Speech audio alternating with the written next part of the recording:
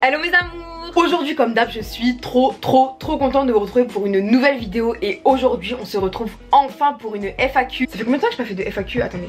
Je viens de voir sur ma chaîne que ça faisait plus de 6 mois que j'avais pas répondu à vos questions. 6 mois. La dernière fois que je vous ai fait une FAQ c'était avant mon déménagement, j'avais encore 17 ans. Bref, entre temps il s'est passé tellement de trucs. Donc aujourd'hui je vais enfin répondre à toutes vos questions. C'est vrai que je vous raconte souvent ma vie, dans les vlogs, dans les story time, dans les mukbangs, mais ça faisait super longtemps que j'avais pas répondu à vos questions, à ce qui vous intéresse. Donc aujourd'hui je vais répondre à toutes vos questions sans filtre, sans langue de bois. Aujourd'hui on va parler de tout, on va répondre à tout. Donc voilà, comme d'hab, une vidéo assez chill. Alors prends ton popcorn, prends ton McDo, mange ce que tu veux, installe-toi bien mon gars ou ma go. Et j'ai vu que vous aviez posé des questions intéressantes. Déjà avant de commencer la vidéo j'ai reçu plus de 3000 questions, ce qui est énorme. Je crois que c'est le record de mes FAQ, c'est énorme. J'ai sélectionné un maximum de questions, les questions qui étaient les plus likées, les questions qui étaient le plus au-dessus de des posts. J'espère que je répondrai au maximum à vos questions. D'ailleurs n'hésitez pas à me suivre sur Insta, YouTube, etc. Comme ça si je refais une FAQ vous pouvez être les premiers à poser vos questions. Likez la vidéo pour m'encourager et dites-moi dans les commentaires s'il y a une question que j'ai pas répondu et que vous voulez que je réponde. Je réponds comme d'hab au maximum en commentaire. Abonne-toi à ma chaîne, mets la petite cloche pour ne rien louper. Bref, c'est parti pour répondre à toutes vos questions. J'ai sélectionné une trentaine de questions mais je sais pas si je pourrais les faire parce que moi vous me connaissez, je suis une pipelette, je parle trop donc il y a moyen que ça dure 1 heure. Bref. Première question, ta pire bêtise, sinon bisous, je t'adore, je t'aime aussi et je te fais des gros bisous. Moi. Alors, ma pire bêtise, vraiment des pires bêtises, je dirais qu'il y en a deux. Il y en a une que je peux pas vous raconter parce que ma mère n'est pas au courant et je sais que si elle voit cette vidéo, elle va me tuer d'une manière. Donc celle-là je peux pas vous la dire mais pour moi c'est vraiment la pire. Sinon ma pire bêtise, à part ça je crois que je vous l'ai déjà raconté, c'était avec Moumou, mon copain actuel. C'était il y a... Attends, c'était il y a combien de temps ça? Attends, 18, 17, 16...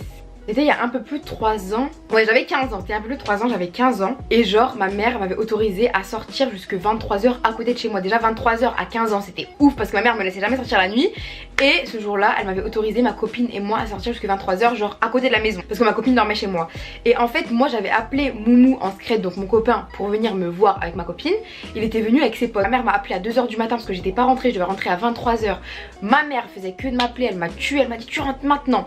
Sauf que quand je suis rentrée, je sais pas pourquoi il y a des potes à Mourad qui étaient complètement dingues ce jour-là, qui sont venus devant chez moi, qu'on sonnait, qu'on fait des dessins sur mes fenêtres, qu'on jetait des trucs, il y avait plein de trucs par terre et tout. Ma mère elle est sortie de chez moi à 2h du matin, elle a crié, ils sont partis en vélo. D'ailleurs encore aujourd'hui je saoule Moumou avec cette histoire tellement il m'a énervé. Bon c'est pas vraiment de sa faute mais c'était ses copains donc c'est un peu sa responsabilité. Du coup le lendemain je me rappelle j'ai été punie de sortie et j'ai dû nettoyer les carreaux parce qu'ils avaient fait des dessins, je dirais pas de quoi, sur mes carreaux. Merci Moumou et ses copains si vous voyez cette vidéo. Deuxième question, est-ce que tu parles arabe? Sinon je te kiffe, je t'aime aussi Mago et je te fais aussi des gros bisous. Je sais même pas si ça se dit comme ça, là je vais avoir la ridicule.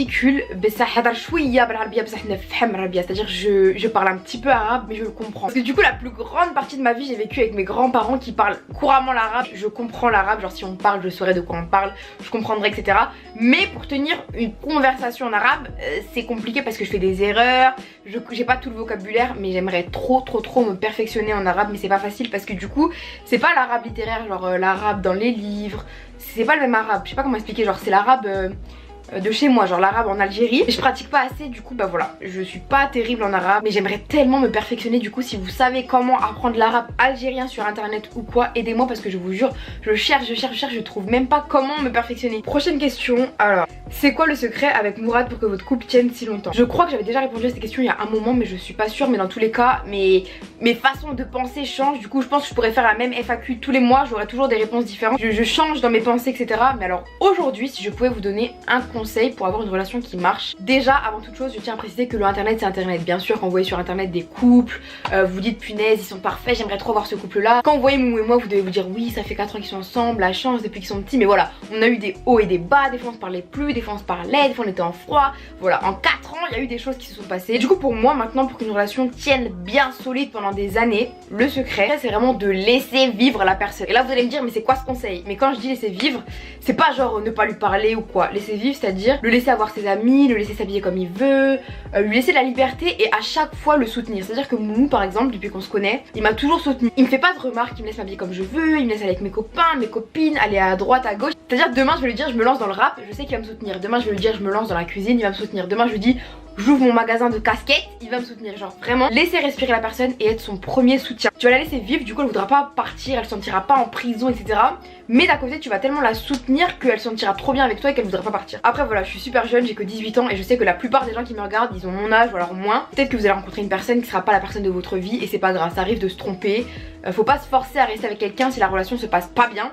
Mais voilà, en tout cas si vous êtes dans une relation qui se passe bien, n'enfermez pas la personne, non sors pas avec tel copain, telle copine, fais pas ci, fais pas ça. Parce qu'en fait je pense que quand on est jeune comme ça et quand on est enfermé, ça peut pas tenir. Du coup voilà, c'est mon conseil, c'est ce qui marche pour moi. À vous de faire votre vie, mais voilà, moi c'est ce que je dirais. Prochaine question, c'est quoi tes phobies? J'ai l'impression que tu as peur de rien, MDR. Alors ça je vous l'ai déjà dit, mais je déteste les crevettes non décortiquées. Ça me rappelle des mauvais souvenirs parce que quand j'étais petite on m'avait raconté une histoire sur les crevettes et ça m'avait traumatisée. Donc déjà je déteste les crevettes non décortiquées, mais c'est pas une phobie, en vrai je peux toucher des crevettes non décortiquées, voilà, j'ai pas peur. Par contre une phobie, c'est vrai que j'en ai pas spécialement. En général quand il y a une araignée dans la pièce ou quoi, c'est moi qu'on appelle. Après j'ai quand même une phobie, mais c'est plus une phobie mentale, tu vois, c'est pas une phobie en mode un serpent, une araignée et tout, mais j'y travaille, j'essaye de passer au-dessus de ça. J'ai peur de l'échec, genre vraiment quand je vous dis j'ai toujours peur de louper dans ce que je fais. Du coup des fois j'ai peur de me lancer dans quelque chose parce que j'ai peur de louper. Par exemple quand j'étais en cours et qu'il y avait des contrôles, des fois je me rendais malade tellement j'avais peur de l'échec. Je pense que je suis pas la seule, je sais qu'on est plein comme ça à avoir peur de pas réussir et on est plein à pas faire des choses pour pas louper. Mais je me dis tous les jours que si on échoue pas dans quelque chose, on peut pas réussir, tu vois ce que je veux dire. Pour l'anecdote, avant de me lancer sur YouTube, je me suis lancée, je crois que j'avais 15 ans, j'allais avoir 16 ans. Et à mes 15 ans, j'avais prévu de faire mes études à 18 ans. Sauf que avant, je vivais que avec ma mère, ma petite soeur et mon petit frère. On était 3 et j'avais que ma maman pour nous payer tout, nos vêtements, notre nourriture, etc. Je savais qu'à mes 18 ans, ça allait être compliqué de payer le loyer parce que j'avais que ma maman et dans ma ville, il n'y avait pas de fac, il n'y avait pas d'école. Du coup, j'aurais dû forcément déménager pour trouver une école, donc payer un loyer. Et je savais que ça allait être compliqué parce qu'avec ma maman, voilà, ça aurait pas été facile. Du coup, je me souviens qu'à 15 ans, je cherchais absolument un taf. Ma mère et mon mec me déposaient un peu partout pour déposer des CV.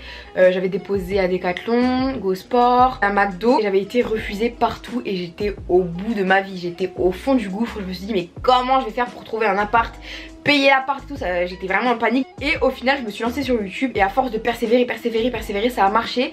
Et je me dis toujours que si j'avais été prise à ce moment là, j'aurais peut-être pas pu me lancer sur YouTube et aujourd'hui être là à parler devant vous. Et c'est dingue parce qu'en fait j'étais tellement triste ce jour-là d'avoir été refusée dans plein de jobs. J'étais tellement triste, j'étais au bout du gouffre. Je me disais punaise, personne veut de moi, qu'est-ce que je vais faire? Et en fait le fait d'avoir échoué et de pas avoir été prise, ça m'a permis d'aujourd'hui être là et en fait d'avoir mieux et d'avoir ce que j'ai toujours rêvé. Donc c'est dingue, mais voilà, croyez en vos rêves. Là je dérive un peu comme d'hab, croyez en vos rêves et rien n'est impossible. Si tu veux être chanteuse, si tu veux être danseuse, actrice ou même autre chose, juste avocate, et qu'on te dit que t'as pas les capacités pour faire telle étude ou telle étude, n'y crois pas, on peut tout faire dans la vie. Et si moi aujourd'hui je peux être là devant vous, avoir raconté ma vie et que vous êtes là en train de me regarder et tout, pour moi c'est dingue et j'y aurais jamais cru. Donc voilà, la petite histoire c'est pour vous dire que si des fois on échoue dans quelque chose, c'est pour réussir encore mieux dans autre chose. Prochaine question, est-ce que pour toi c'était difficile de concilier le lycée avec ta chaîne YouTube? Alors déjà YouTube ça a toujours été une passion, genre j'étais pas deg de faire une vidéo, oh non faut que je filme, punaise ça me saoule, genre j'étais toujours contente de filmer une vidéo, du coup ça a beaucoup aidé. Par contre c'est vrai qu'au lycée j'étais tout le temps fatiguée, des fois je m'endormais en cours parce que je voulais absolument sortir 2 vidéos par semaine, minimum une vidéo, donc c'était super compliqué avec les cours parce qu'il y avait le bac à réviser, les bacs blancs, les examens, les vidéos à filmer, à monter, les idées à trouver, donc c'était un petit peu compliqué. Mais au final je regrette pas du tout parce que ça m'a permis de faire plein de trucs, de voyager et de rencontrer des gens. Mais c'est vrai que c'était assez compliqué, mais voilà, je regrette pas. Si vous êtes passionné, lancez-vous. Ça va peut-être être difficile au début, mais ça vaudra le coup. Tu pèses et mesures combien s'il te plaît? Je complexe trop parce que j'ai pris 10 kilos avec mon stage et le confinement. Ces derniers temps, j'ai eu beaucoup de remarques sur mon poids, sur Insta, sur Vinted, sur YouTube. Il y a beaucoup de gens qui sont permis de faire des remarques trop méchantes sur mon poids. Et déjà, avant de répondre à ta question, je tiens à te dire que c'est totalement normal de grossir avec le confinement. On est bloqué à la maison, on fait pas autant de marches qu'on fait d'habitude pour aller en cours, pour marcher, pour voir ses potes, donc c'est totalement normal de grossir. Quand on est une fille, on prend du poids quand on prend une pilule, quand on a nos règles, on perd, enfin c'est facile en fait de prendre et de perdre du poids, du coup ne t'inquiète pas pour ça. Moi aussi j'ai pris du poids, j'ai pris 2 kilos depuis cet été, je pèse 60 kilos pour 1m58 et de base je faisais 58 kilos pour 1m58. Après le poids ça augmente, ça baisse, ça augmente, ça baisse. Je sais qu'en été j'étais descendue à 56, après j'avais refait 58, j'avais rebaissé, là je fais 60, enfin bref. Le poids c'est toujours une évolution, donc voilà, pour répondre à ta question, je fais 60 kilos pour 1m58. Je peux continuer? T'es vraiment con hein. T'acceptes de donner tes codes Insta etc à ton mec? C'est pas la première fois qu'on me pose cette question. Alors déjà non, Moumou a pas mes mots de passe de Snap, Insta, mail, TikTok, il a vraiment mes mots de passe de rien du tout. Mais quand j'étais plus jeune, je lui avais donné mes mots de passe, genre pour qu'il regarde ce que je fais, avec qui je parle et tout. Et aujourd'hui je trouve que c'est bête parce qu'en fait quand tu sors avec quelqu'un, t'as pas besoin de lui donner tes mots de passe, genre la personne te fait confiance. Pour moi les messages, les photos c'est intime, c'est que à toi, donc c'est nul qu'une personne aille dans tes photos, dans tes trucs pour regarder ce que tu fais, tu vois. Quand tu sors avec quelqu'un, la personne est censée te faire confiance et pour moi il y a pas à donner mot de passe ou quoi parce que c'est intime, il y a des photos, il y a des conversations, il y a des trucs que t'as pas forcément envie que ton mec y voit même si tu le kiffes et que tu lui fais confiance. Donc voilà, après chacun fait ce qu'il veut mais moi je le donne pas. Quelle est ta musique du moment? PS, je t'adore, continue, t'es la meilleure. Merci infiniment, je te fais des gros bisous ma grosse, c'est toi la meilleure. Et ma musique du moment, alors moi j'écoute toujours plein de trucs, donc je vais aller voir dans ma playlist, il y a quoi que j'écoute en ce moment. Ma musique du moment elle date de fou, je crois qu'elle date de 2010, même 2009, un truc comme ça. C'est She de Tyler the Creator et Frank Ocean. Ah attends, je te fais écouter.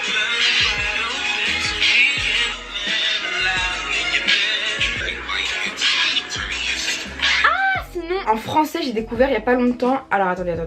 Je tape pas mon temps sur des plans qui rapportent nada. Tu dis que t'es un vrai. D'où j'aime bien ta Canada. Je me suis levée à 11h. Je connais ma cité par cœur, je peux barouder les yeux bandés.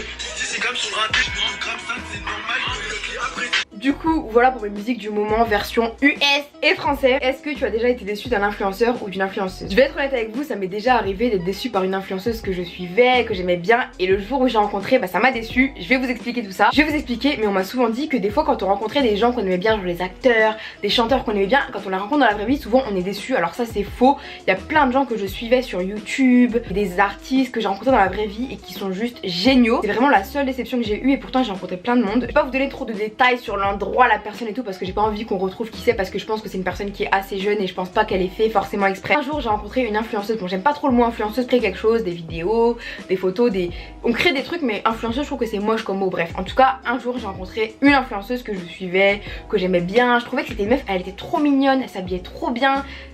Je likais toutes ses photos, je regardais ses stories, vraiment la meuf je la trouvais trop fraîche. Du coup moi comme d'hab, toujours excited, toujours souriante et tout. Moi j'ai dit punaise t'es trop belle, tu t'habilles trop bien, parce qu'en vrai elle était trop bien sapée, trop mignonne et tout. Donc moi je lui dis ah t'es trop belle, j'aime trop comment tu t'habilles, je te suis sur Insta. Elle me répond un peu froidement merci nanana et tout. Donc moi tu vois je continue à lui parler, je dis punaise j'aime bien ce que tu fais, tu t'habilles bien. D'un coup genre pendant que je lui parle elle me coupe et elle me dit c'est pas pour être méchante mais est-ce que tu peux retirer ton masque parce qu'en fait je vais vite t'oublier, genre si tu retires pas ton masque, genre je veux pas être méchante hein, mais je vais être honnête avec toi, genre je vais t'oublier en fait. Et quand elle m'a dit ça, je me suis dit, ah meuf, depuis tout à l'heure, je suis là en train de lui dire que je la suis, qu'elle est trop mignonne, qu'elle est trop belle, qu'elle s'habille bien et tout. Et d'un coup, elle me coupe, elle me dit, non, mais je te connais pas du tout, retire ton masque, non, je vais t'oublier. En fait, j'ai trouvé ça méchant parce qu'il y avait plein de gens autour de nous, j'ai trouvé ça un peu humiliant, genre qu'elle me dit ça devant du monde et tout, alors que je suis là en train de la saucer et tout. Et aussi parce que, genre, je voyais pas l'intérêt de dire ça.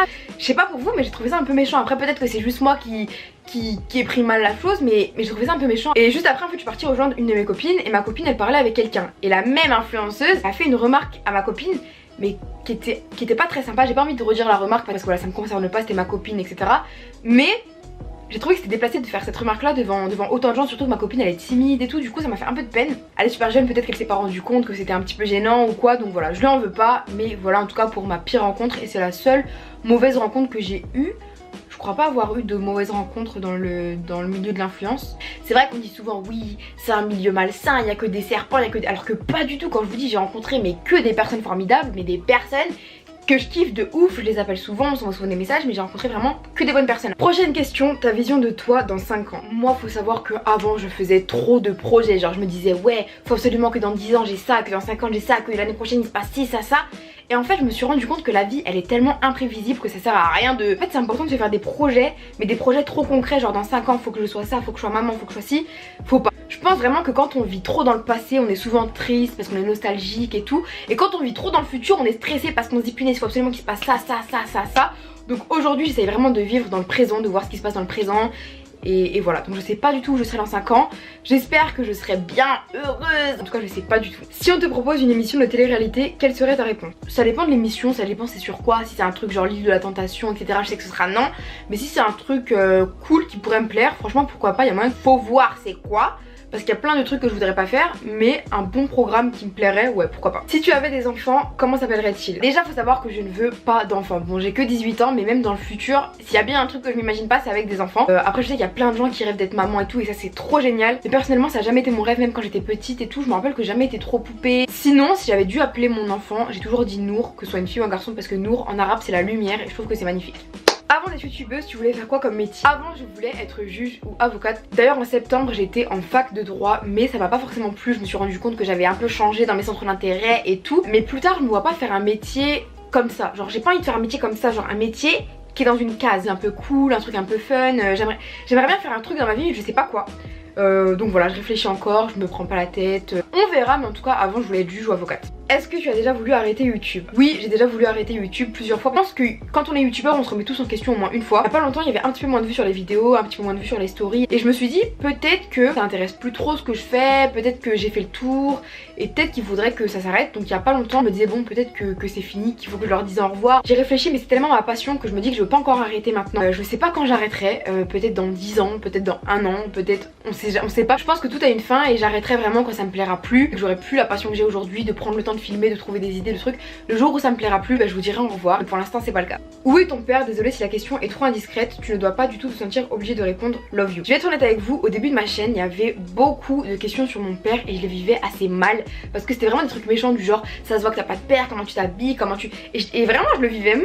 Maintenant, franchement, je m'en fiche et ta question, je la prends pas du tout mal. J'ai grandi en majorité avec mes grands-parents, ma tante et ma mère. Donc je considère vraiment ma mamie, ma tante et ma mère comme mes 3 mamans. J'ai pas vraiment grandi avec mon père pour des raisons personnelles que j'ai pas forcément envie d'étaler ici. On n'a jamais vraiment été proches, on n'a jamais vraiment grandi ensemble, on s'est jamais beaucoup parlé. Quand j'ai eu 18 ans, on s'est un peu reparlé, mais au final on a arrêté de se parler et voilà, il a jamais vraiment été dans ma vie. Aujourd'hui on se parle plus du tout et voilà, après je pense que c'est la vie, on n'a pas vraiment grandi ensemble, on est vraiment différents.